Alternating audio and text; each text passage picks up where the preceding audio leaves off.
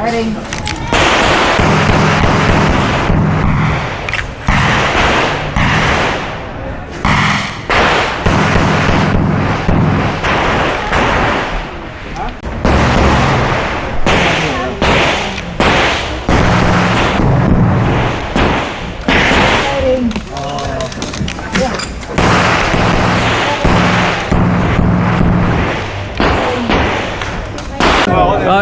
I-feature din yung caddy ni Idol Gerard, si Idol. Shout out Idol. Shout out, boss. Sa mga kakilala nating babae. Ayan. Ito po magiging tatay yung caddy niya ngayon. Ayan. Idol, galingan mo mag-caddy ha. Yes, boss. Shooter. Ito si Idol natin, si Lester Alojado. Ayan. Sa Open Division naman natin, Philippines. Ayan. Mga Grandmaster din yan. Ayan. Idol, baka may gusto kayo shoutout sa mga fans natin. Ayan. Ito, body ni Idol Gerard, si Lester Alojado. At ito yung parati nilang caddy. Grand bad boy. Oh guys, i-welcome natin yung ating mga kasamahan taga Ilocos. Ayan. Hello po. Sir, ano pang pangalan nila, sir? Mark po. Mark, anong gun club po kayo sa Ilocos? Armscore. Armscore North. Mayroon palang Armscore North. Ayan. Sir, shoutout sa mga kailokaluan. Shout out po sa iyo lahat. Ayan, sir. Good luck, sir. Good luck. Good luck rin po. Opo, yung mga kasamahan niya. Si Sir Joe Maraginaldo, ayan, mga uniform nila. Ayan. Salamat at dumayo sila sa Bataan Shooters Gun Club. Ay, malayo-layo po sila. Sir. Ayan. Ikaw sir, shoutout. Mga kasama nating Ilocano. Okay na sir, nakita. Okay na. Ayan.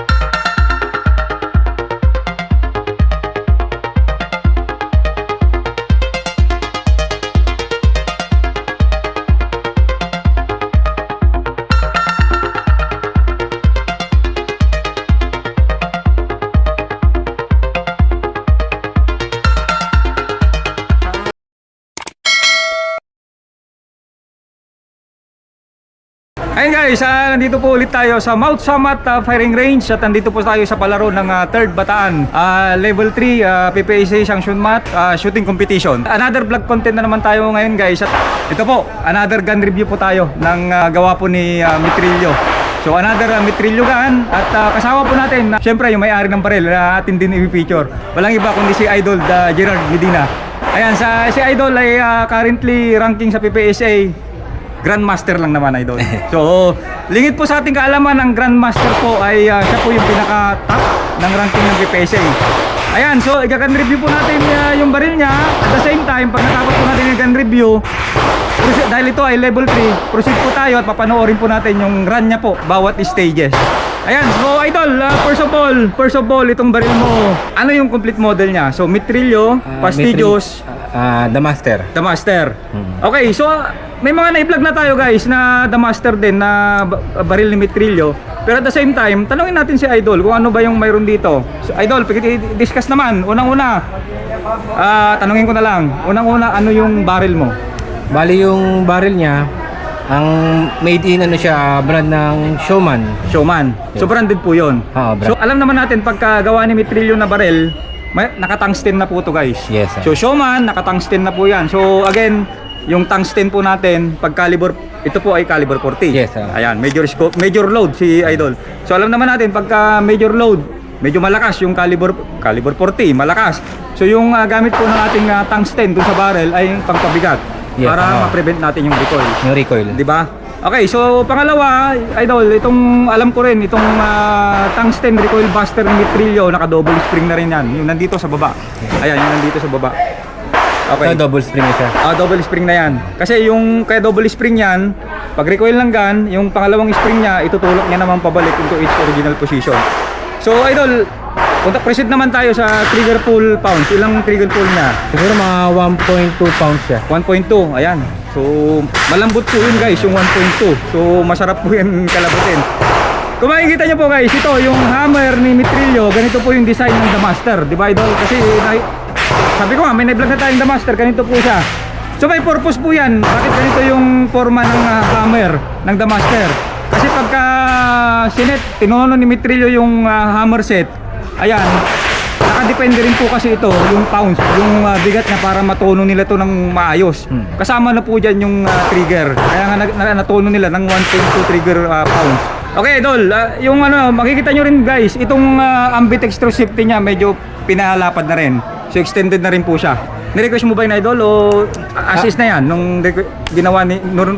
Pag bili mo kay Mitrillo ng gato, ano na siya, as is na siya. Assist na. So ganito kalapad. Tapos gagamitin mo na lang. So nung pumunta ka doon, wala ka na sinabi, basta pinili mo na lang ito The Master. Tapos yung magwheel niya, kung makikita nyo guys, malapad na rin po siya.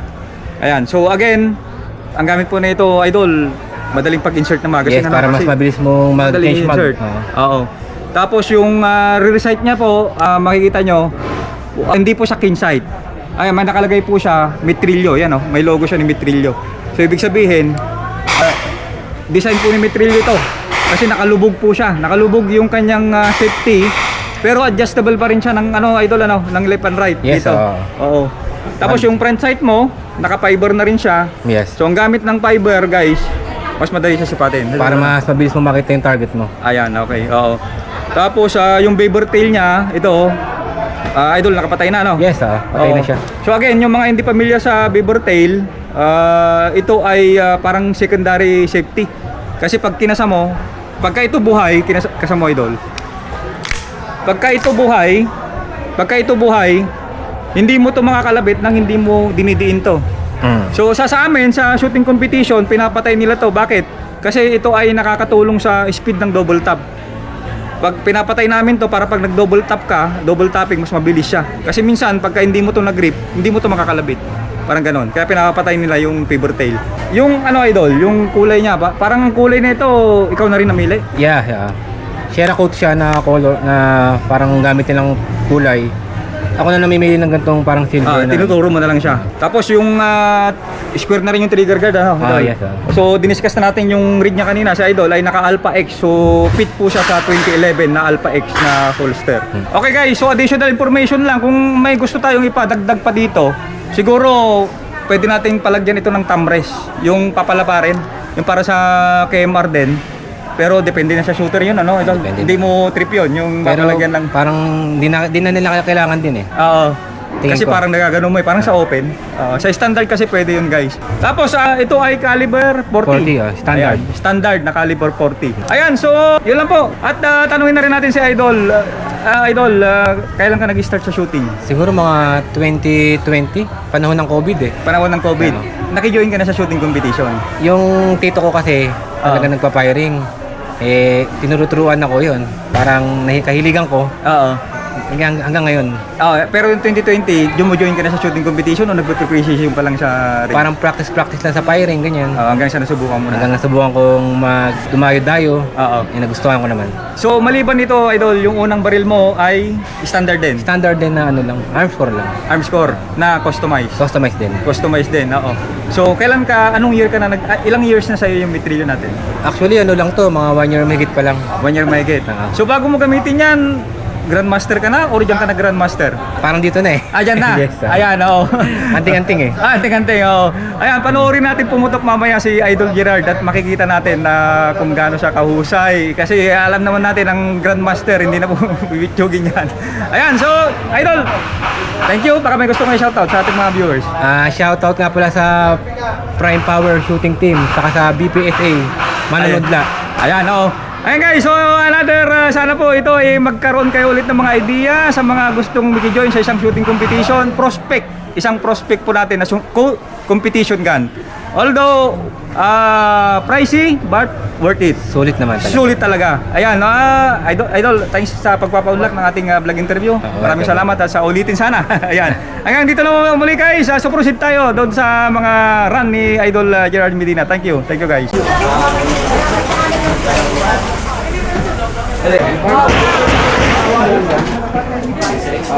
Balaga sa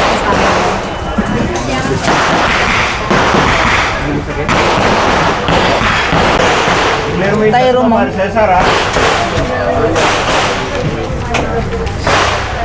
Okay guys, proceed naman tayo sa ano ngayon, sa gun check. Ayan. Gun check natin yung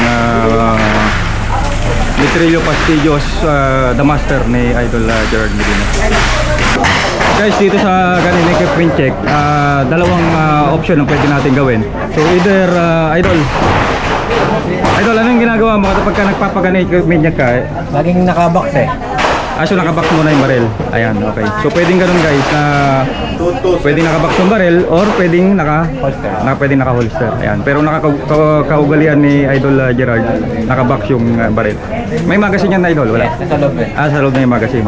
Walang bala. So yun guys, take note pagka naglalaro tayo ng level 3. Pero walang bala yung magazine, huwag yung lalagyan ng bala. Hi sir, good morning po. Good morning po. Walang laking po. Ayun na lang sana na Rick.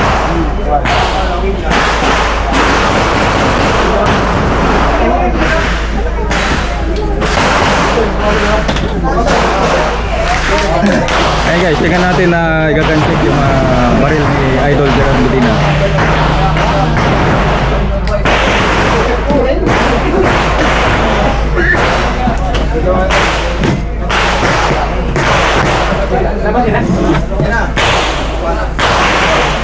Na kinukuha din yung serial number.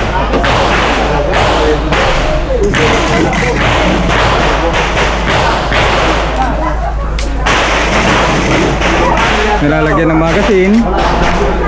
Ayan, saka pinapasok sa box. Ito yung sukatan ng standard division yung ating box. Saka kinakalabit sa loob. Ayan.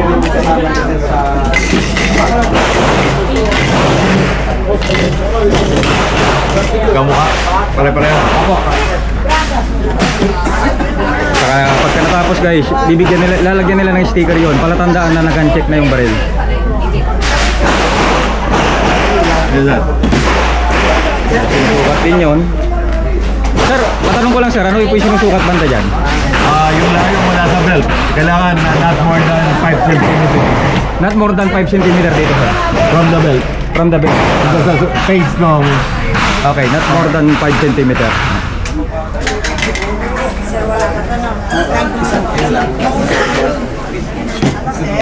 Okay, pati yung magazine ko ha. Pagka na-check yan, nilalagyan ng sticker yan. Kasi during competition, hindi ka pwedeng mag-iba ng magazine. Tama ba yun, sir? Tama. Pagka nalagyan ng sticker, hindi pwede nang gumamit ng ibang magazine. Kung ano lang yung dumaan sa equipment. Ayan, kung ano lang gumamit sa equipment.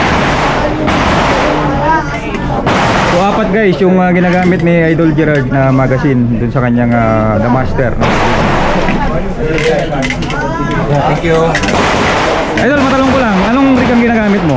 Sorry? Ano yung rig na ginagamit mo?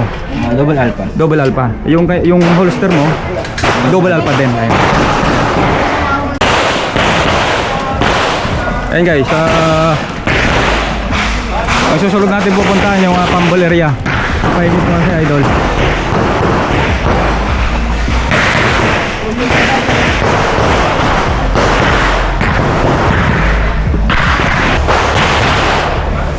Dito po yung Pambol area natin guys. Pambol area.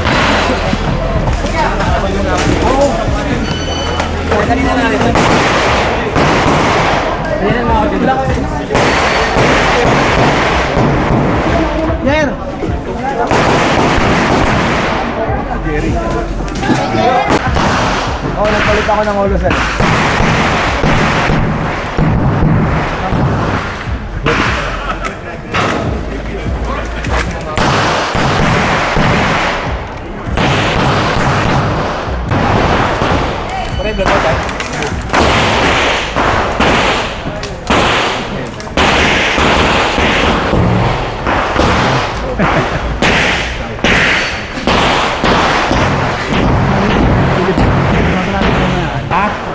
Nakita mo na yung Philippine team kasama yung mamaya. Ano? Ano? Get out. Get up. Okay na. Ay, hindi po.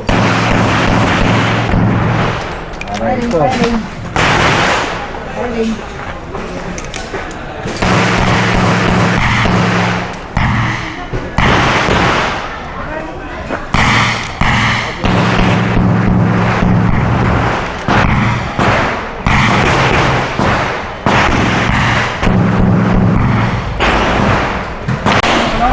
Okay guys, proceed na po kami ngayon sa unang bay na pupuntahan nila Idol Gerard.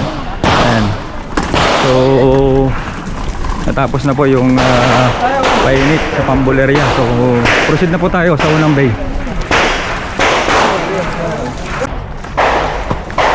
Welcome to stage 1. Medium course, 8 IPC target, 1 IPC no shoot, and 2 IPC metal course.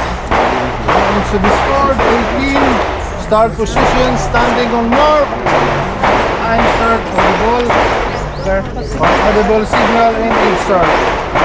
Scoring process will begin while a competitor is actually completing a course of fire.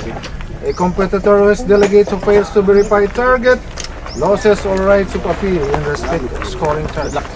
Any question, gentlemen? Okay. Yes. And guys, after briefing, susunod pa po dyan yung course of fire review. So, course of fire review, bibigyan ka lang ng range officer ng ilang minuto para sa ating course of fire review.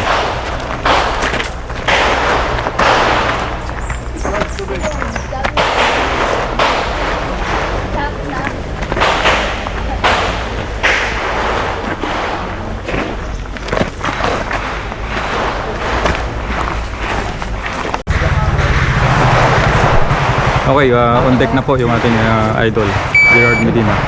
On deck na po siya. Sa unang stage, panoorin po natin paano niya i-run yung kanyang Metrillo Pastillos the Master. Load and make ready.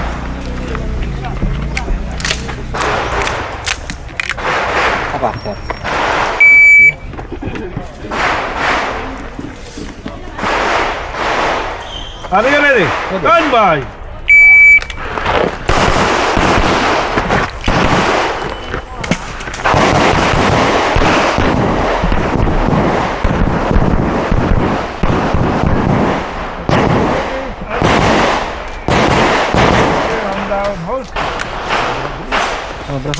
Time 1140. 1140 yung time. 1140. 1140. 11 rounds. 11 seconds. So kung titingnan po natin dito yung handgun, nasa 228. Sir, ilang rounds po ito? 18. 18 rounds. So nakuha niya ng 11. Best time niya. Magandang oras yun guys. Magandang oras yung 11 seconds. Okay,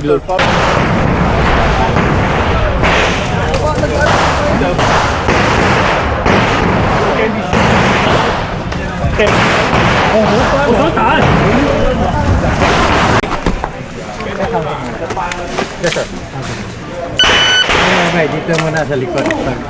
Forward na siya.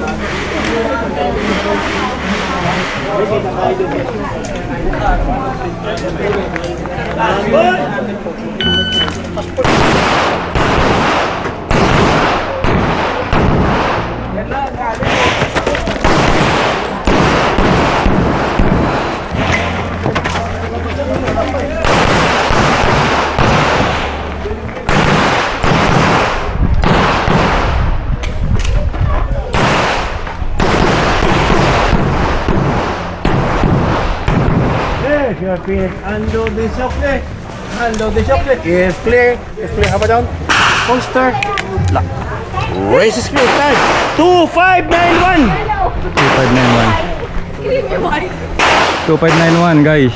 So itong number of rounds po ito ay 32, long course po ito. So yung kanyang time po ay 25. So mabilis-bilis po 'yon. Chrono time. Ayan guys, nandito na tayo sa chrono area. So tingnan naman natin yung bala na ginamit ni Idol Gerard Medina sa kanyang Metrillo Pastillos The Master. So tingnan natin kung ilan ang kanyang power factor.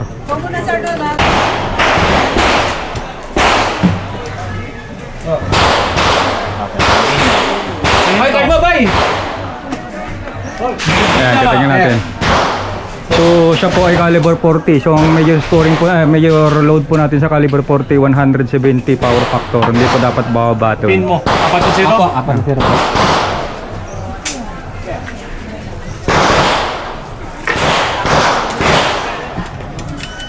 Ano timbang na head? Kasi ano. Ang teacher sa mga ito sa ating community area si Sir Bobby Buendia. Ayan. Tingnan natin.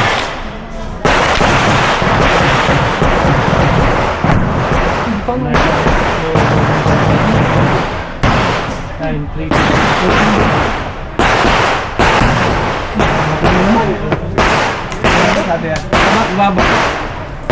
183.8. Baba. 183. Mataas head. 183. 183 yung kanyang head. Bagsak ka. Pwede nga. Nako, kulang. Mayroon pa naman ito. 168. Kulang po siya sa 170 power factor. Fire. Fire na po iba. Pasado na yun eh. Ay, Saan na doon? PPSA. PPSA po. Kala mo Facebook ah. Di mo ka bagsak. hindi, dalawa kasing sumunod na. Ayun, Nagtatakas ka, Bobby. Ayan. Siyempre may babagsak. So, i-challenge niya po ngayon kasi kulang po ng dalawa, 168 power factor. Kailangan po 170. So, i-challenge niya po, ipapire niya. Ipapire. Mga 150. 950. Kanina open. 911. Ayun. Mukhang ano na yan. Mataas. Yung 3.9 lang. Ayun. Pasado yan. Sa kunin pinang mataas. Pasok na yan. Yun. Oo, pasok na yan.